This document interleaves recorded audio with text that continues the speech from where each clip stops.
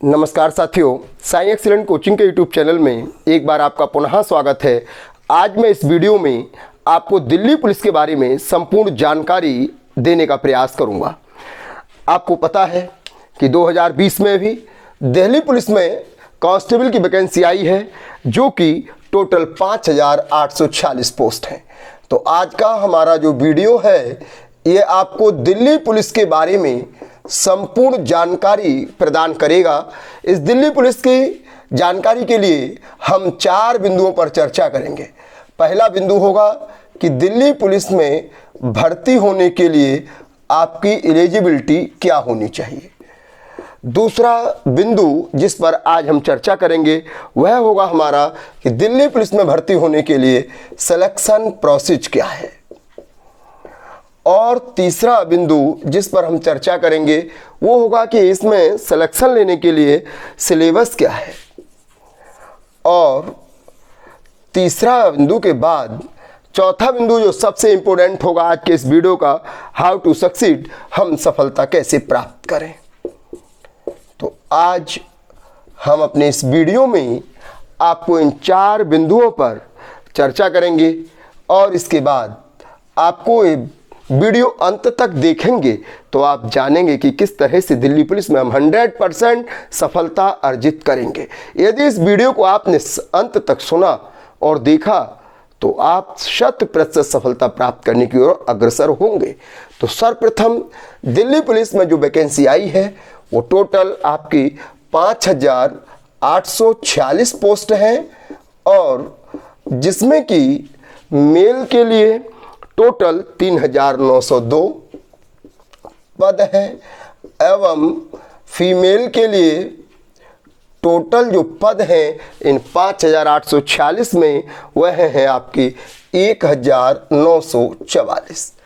तो इस तरह से ये टोटल पद हैं और इसके लिए 1/9/2020 आपकी ऑनलाइन फॉर्म भरने की लास्ट डेट है।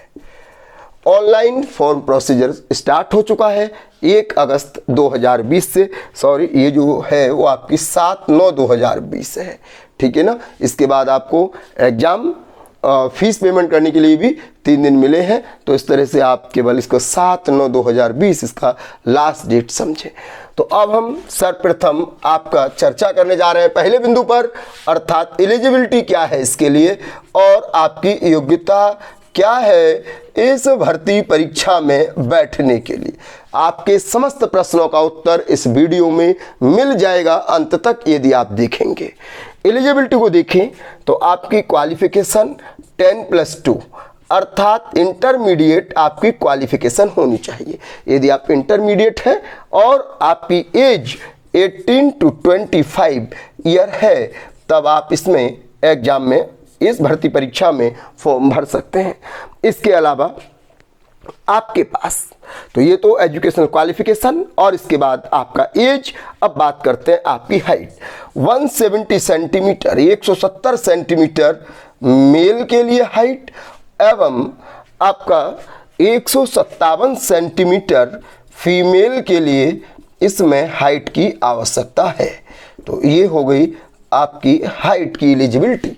इसके अलावा आपके चेस्ट की बात करते हैं तो 81 से 85 सेंटीमीटर आपका चेस्ट होना चाहिए, और ये ओनली मेल के लिए, फीमेल के लिए नॉट। और इसके अलावा आपके पास ड्राइविंग लाइसेंस होना चाहिए, और ये जो ड्राइविंग लाइसेंस है ये driving license light motor vehicle का होना चाहिए। अब आप सोच रहे होंगे कि इस हमारे पास लाइट मोटर व्हीकल का ड्राइविंग लाइसेंस नहीं है। आप फिर भी फॉर्म भर दीजिए, क्योंकि इस ड्राइविंग लाइसेंस की आवश्यकता आपको अंत में पड़ेगी, अर्थात एग्जाम देते समय और फॉर्म भरते समय केवल आपको यस करना है और इसको दिखाना है डॉक्यूमेंट वेरिफिकेशन के समय, फिजिकल के समय, ठीक है ना। तो इस तरह से आप देखते हैं कि ये आपका पहला बिंदु समाप्त हुआ कि यदि आपके पास ये 5 योग्यताएं हैं तो आप इस दिल्ली पुलिस में फॉर्म भरने के लिए एलिजिबल है। अब बात करते हैं सिलेक्शन प्रोसेस की। तो पहला बिंदु समझ में आ गया, और यदि आपको कोई भी बिंदु हमारे समझ में नहीं आए तो हमारे डिस्क्रिप्शन में जो हमारा व्हाट्सएप नंबर है उस पर आप अपना प्रश्न भेज सकते हैं। जो भी समझ में नहीं आए वो हम आपके प्रश्न का उत्तर देंगे। आप तुरंत व्हाट्सएप कर दीजिए कि हमारी ये समस्या है और हम इसको कैसे समाधान करें। हम अपना नंबर आपको यहाँ दे देते हैं 9758771971। इस पर आप हमसे संपर्क कर सकते हैं। अब बात करते हैं सिलेक्शन प्रोसेस का कि आप किस तरह से दिल्ली पुलिस में क्या सिलेक्शन प्रोसेस है और किस तरह से आप इसमें सिलेक्शन ले सकते हैं। क्योंकि जब तक आपको पूरा प्रोसीजर नहीं मालूम तब तक आप कुछ नहीं कर सकते, क्योंकि हमें कोई भी लक्ष्य को प्राप्त करने से पहले उस लक्ष्य के बारे में और उसके प्रोसेस के बारे में हमें समस्त जानकारी होनी चाहिए। सिलेक्शन प्रोसेस की बात करते हैं। सिलेक्शन प्रोसेस क्या है तो देखिएगा, आपको 4 चरणों से होकर गुजरना होगा इस सिलेक्शन प्रोसेस के लिए। कौन से 4 चरण हैं? नंबर 1, आपको रिटन एग्जाम देना होगा, और सबसे पहले आपका रिटन एग्जाम होगा जो कि नवंबर और दिसंबर में प्रस्तावित है। जो रिटन एग्जाम होगा ये आपका ऑनलाइन होगा, और अर्थात कंप्यूटर बेस्ड एग्जाम होगा। ये ऑब्जेक्टिव टाइप होगा। दूसरा स्टेप होगा आपके सिलेक्शन प्रोसेस का फिजिकल टेस्ट होगा। तो दूसरे स्टेप से आपको गुजरना होगा फिजिकल टेस्ट से, और तीसरा चरण होगा इसका आपका मेडिकल टेस्ट होगा। एवं इसके बाद आपका चौथा चरण होगा जो कि आपका डॉक्यूमेंट वेरिफिकेशन होगा। तो इस तरह से आपके सिलेक्शन प्रोसीजर में इसके 4 चरण होंगे, written exam, physical test, medical test और डॉक्यूमेंट वेरिफिकेशन होगा। अब बात करते हैं इसके अंतर्गत जो रिटन एग्जाम है वो रिटन एग्जाम आपका ऑनलाइन एग्जाम होगा, ऑब्जेक्टिव एग्जाम होगा और निगेटिव मार्किंग भी होगी। और ये जो आपका रिटन एग्जाम है, अब एक एक करके इन चारों पर चर्चा कर लेते हैं। सर्वप्रथम रिटन एग्जाम के बारे में बताते हैं। तो रिटन एग्जाम में आपके 100 क्वेश्चंस आएंगे। ये जो 100 क्वेश्चन होंगे इनमें आपको 50 क्वेश्चन जनरल नॉलेज के होंगे जो कि आपके 50 मार्क्स के होंगे। इसके अलावा 25 क्वेश्चन आपको रीजनिंग के होंगे जो कि 25 मार्क्स के होंगे। इसके अलावा आपको 50 क्वेश्चन मैथमेटिक्स के होंगे जिसमें कि आपके 15 मार्क्स होंगे, और 10 यानी 10 क्वेश्चन आपके कंप्यूटर के होंगे और इसके 10 मार्क्स यानी 10 नंबर होंगे।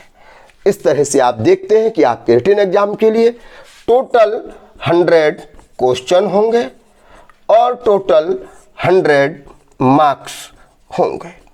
ठीक है, ये एग्जाम आपका कैसा होगा? ऑब्जेक्टिव टाइप एग्जाम होगा, और इस एग्जाम में आपको 1 आवर 30 मिनट यानी कि टोटल 90 मिनट आपको टाइम दिया जाएगा।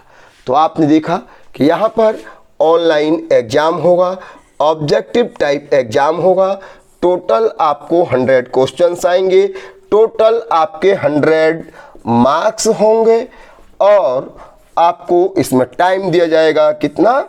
90 मिनट अर्थात 1 आवर 30 मिनट, और आपका 1/4 की इसमें आपकी निगेटिव मार्किंग होगी। अर्थात यदि आपने एक क्वेश्चन सही किया है तो आपको 1 अंक प्राप्त होगा, और यदि आपका एक क्वेश्चन गलत हुआ है तो पॉइंट आपका 25 मार्क्स आपके सही में से काट लिया जाएगा। तो ये था रिटन एग्जाम, और इस तरह से आपको कैसे इसे हल करना है ये हाउ टू सक्सीड में हम बोलेंगे, और कहाँ से इसको पढ़ना है, कैसे इसको पढ़ना है, कैसे सीखना है। आप भले ही बिल्कुल फ्रेशर हैं लेकिन फिर भी यदि आज हम आपको वो बातें बताने वाले हैं ताकि आप बिना किसी कोचिंग के भी आप आराम से इस एग्जाम को क्वालिफाई कर सकते हैं। तो ये थी बात आपकी रिटन एग्जाम की। और अब रिटन एग्जाम के बाद बात करते हैं फिजिकल टेस्ट की। हमने बताया कि इस वीडियो को आप अंत तक देखेंगे तो आपको टोटल जानकारी दिल्ली पुलिस के बारे में हम देंगे, और कैसे आपको इस भर्ती परीक्षा में सफल होना है ये अंत में बताएंगे। अब दूसरे बिंदु पर चर्चा करते हैं कि फिजिकल टेस्ट में क्या होगा। तो फिजिकल टेस्ट में देखिएगा, फिजिकल टेस्ट के लिए दूसरे बिंदु पर चर्चा करते हैं। फिजिकल टेस्ट में आपको यहाँ पर 3 चरणों से गुजरना होगा। सर्वप्रथम आपकी रेस होगी और इसके बाद आपकी हाई जंप होगी और इसके बाद आपकी लॉन्ग जंप होगी। तो इस तरह से 3 चरणों से फिजिकल टेस्ट में आपको गुजरना होगा। क्या होगा इसके अंतर्गत देखिएगा, आपको 1600 मीटर की रेस होगी और ये जो 1600 मीटर की रेस होगी इसके लिए आपको जो मेल कैंडिडेट हैं उन मेल कैंडिडेट को 6 मिनट में कंप्लीट करनी है, जबकि यही रेस जो फीमेल कैंडिडेट है उन फीमेल कैंडिडेट को ये 8 मिनट में पूरी करनी है। तो ये है आपकी रेस की बात। अब बताते हैं कि इसमें जंप क्या होगी। तो जो जंप है, जो हाई जंप है आपकी, वो हाई जंप आपकी रहेगी 3 फीट 9 इंच और 3 फीट 9 इंच जो रहेगी वो मेल के लिए रहेगी। तो मेल के लिए जो हाई जंप है अर्थात ऊंची कूद है वो 3 फीट 9 इंच है, जबकि फीमेल के लिए यही केवल 3 फीट है। तो 3 फीट रहेगी फीमेल के लिए, ये है आपकी ऊंची कूद। ठीक, इसके बाद जो आपकी लॉन्ग जंप है ये 14 फीट होगी मेल के लिए, लंबी कूद तो 14 फीट मेल कैंडिडेट के लिए और आपका 10 फीट फीमेल कैंडिडेट के लिए। तो फीमेल कैंडिडेट के लिए 10 फीट लंबी कूद लॉन्ग जंप है।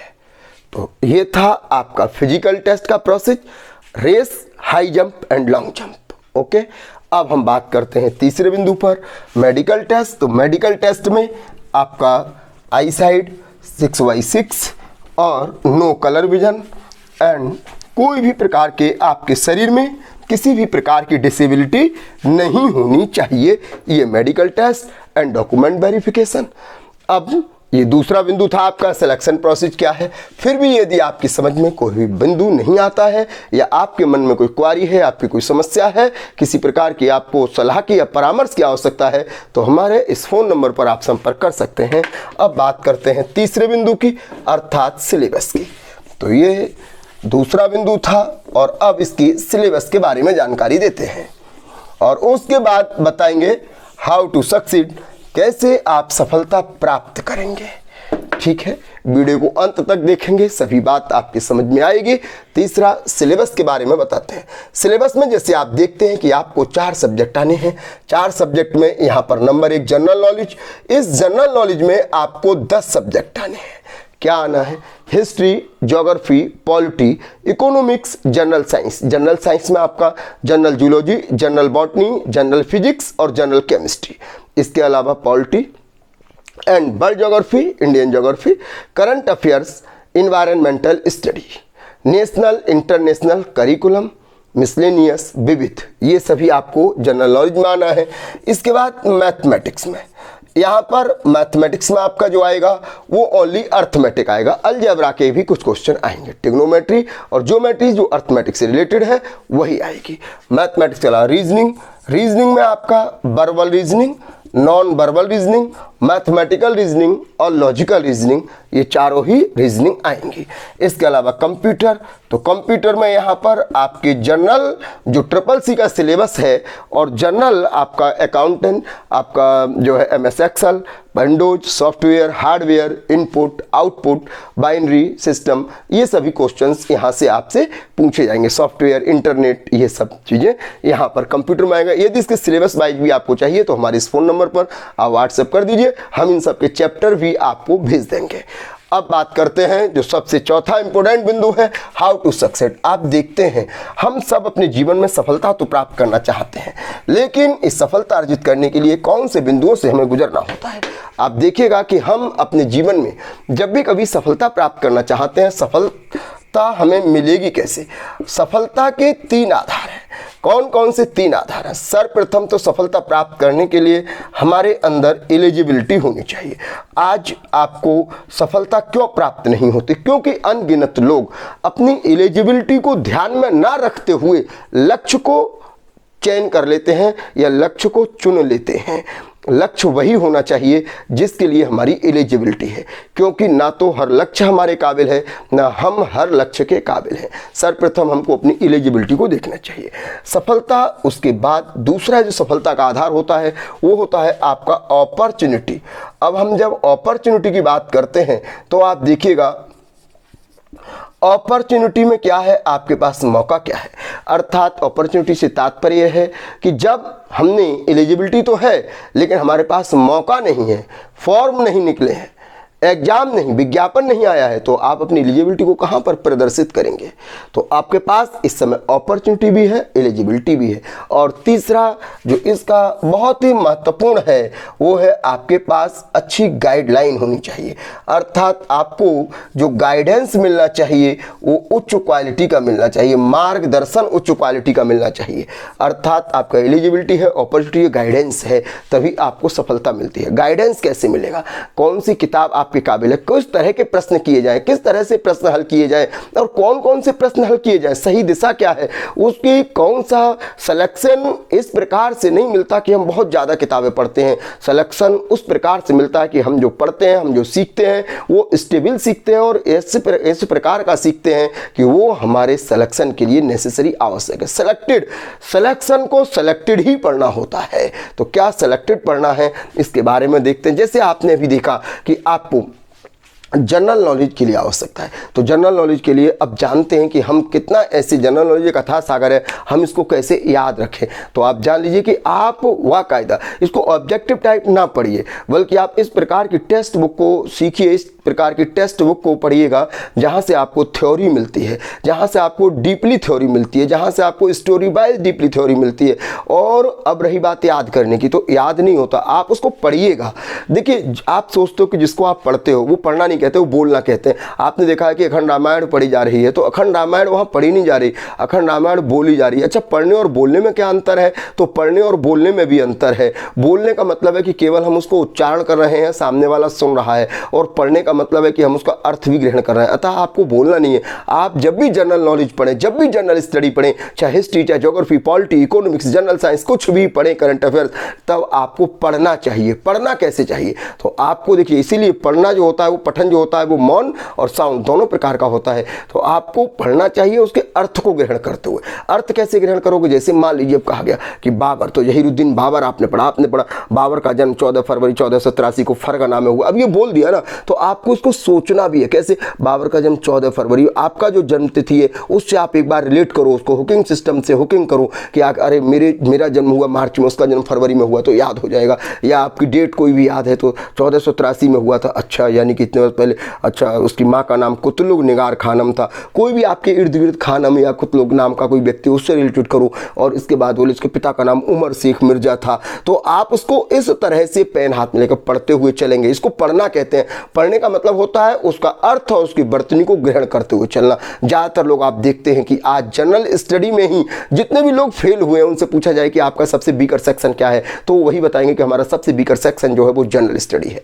तो ठीक है ना, तो जनरल स्टडी को आप इस तरह से करें। अब बात रही मैथ की, बात रही रीजनिंग की, बात रही कंप्यूटर की, तो इसको प्रैक्टिस करना है। आप क्या कीजिएगा? आपको सर्वप्रथम जब आप अपने टॉपिक वाइज कंप्लीट कीजिए। देखिए आप बहुत पढ़ते हो, लेकिन पढ़ते हो कंप्लीट नहीं कर पाते। और कंप्लीट क्यों नहीं कर पाते? तो आपको अब टाइम मैनेजमेंट नहीं करना, आपको वर्क मैनेजमेंट करना है। वर्क मैनेजमेंट कैसे करते हैं? जैसे आप अभी सोच के बैठते हो कि मैं 10 बजे तक पढ़ूंगा, तो 2 घंटे में आप 20 बार घड़ी देखते हो। तो अब से ऐसा ना कीजिए। अब क्या कीजिए? आप वर्क मैनेजमेंट कीजिए। वर्क मैनेजमेंट का मतलब है कि आप ये सोच कर बैठिएगा कि मुझे अब जब तक ये 100 क्वेश्चन या जब तक ये 8 पेज या जब तक पेज नंबर 200 से लेकर 240 तक या पेज नंबर 182 से 192 तक मैं समाप्त नहीं कर लूँगा, तब तक नहीं उठूँगा। तो जब आप वर्क मैनेजमेंट करते हो तो आप जान लीजिए कि फिर आप वो काम करते हो और घड़ी को नहीं देखते हो। जब आप टाइम मैनेजमेंट करते हो, अच्छा घड़ी तो चलती रहेगी, वो कहाँ रुकेगी? अटकोगे आप, रुकोगे आप, सोओगे आप, जगोगे आप, पानी आप पियोगे, चाय आप पियोगे, घड़ी को तो ये काम है नहीं, तो घड़ी तो चलती रहेगी। अतः आपको क्या करना चाहिए? वर्क मैनेजमेंट करना चाहिए। और वर्क मैनेजमेंट कीजिए, टॉपिक को कंप्लीट कीजिए, टॉपिक वाइज स्टडी कीजिए, डीपली स्टडी कीजिए, स्टेबल स्टडी कीजिए। और इसके पश्चात आपको क्या करना है कि आपको प्रैक्टिस सेट हल करना है। जब आपको उसी माहौल में OMR शीट लीजिएगा, बाकायदा उसी तरह से प्रैक्टिस सेट हल कीजिए। हालांकि और आप हमारे साई एक्सीलेंट कोचिंग का मोबाइल ऐप डाउनलोड कर सकते हैं, तो उसमें हमारे बहुत सारे मॉक टेस्ट भी हैं। लाइव क्लास हमारा शुरू हो रहा है जो कि 9 बजे से 11 बजे तक दिल्ली पुलिस के लिए स्पेशल बैच हम लगा रहे हैं, उसमें आप जुड़ सकते हैं। और उसके जुड़ने के लिए आप हमारे इस फ़ोन नंबर पर संपर्क कर सकते हैं, तो व्हाट्सएप कर सकते हैं, उसके लिए हम आपको जोड़ देते हैं। उसमें PDF असाइनमेंट नोट्स आपको सब कुछ प्राप्त होता है। फिर भी यदि आपको कोई भी समस्या है तो आप बाकायदा हमसे इस नंबर पर संपर्क कर सकते हैं। और इसके लिए चलिए ठीक है, ओके बाय, नमस्कार।